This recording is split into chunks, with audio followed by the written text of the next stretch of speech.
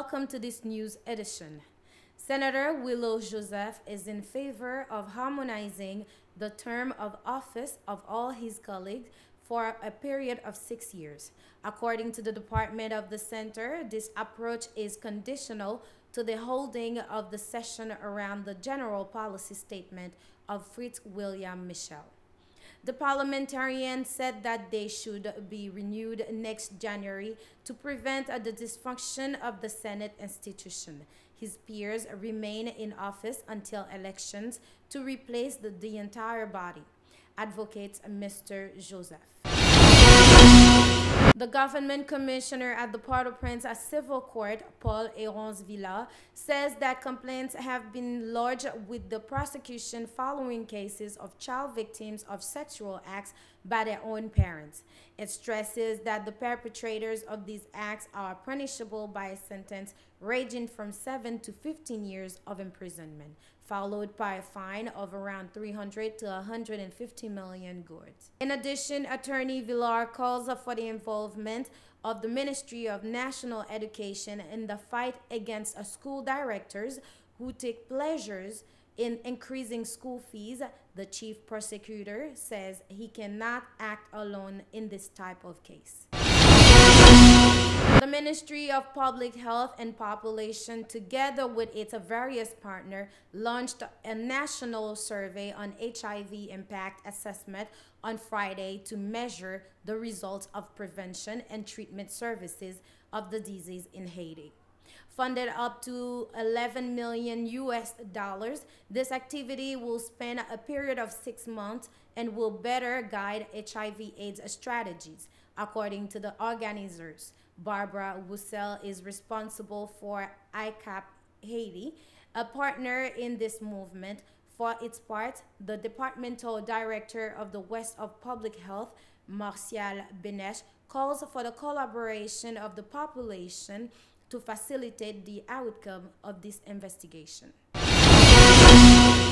Abroad, the first government in Sudan since the fall of President Omar al-Bashir in April was unveiled Thursday, a major step in the process of transition with the establishment of the institution to lead to civilian rule after decades of authoritarian rule. After a postponement of several days, the announcement of the government was finally made Thursday evening at a press conference in Khartoum by its leader, Abdallah Abdok, a veteran communist who was included on August 21st. This historic agreement, which outlined a transitional period of just over 3 years and paves the way for democratic elections, includes the need to sign peace agreements with rebel groups. One of the government's challenges will be to lift the economy of a country that has suffered 2 decades of U.S. sanctions. Still in the international, Hurricane Dorian, still ranked in Category 2, continued Thursday night its slow rise on the east coast of the United States, where residents of the North Carolina, especially threatened by the floods, were preparing to spend a difficult night. Violent winds blew Thursday on this tourist pearl on the South American, whose several streets were flooded, but the damage remained limited overall. According to local authorities, more than 200,000 homes were without power in South Carolina, where 33 shelters were opened. Several parts of the southeastern coast of the United States, where millions of people live, have been placed under a state of emergency, and mandatory evacuation orders have been issued locally in the Bahamas.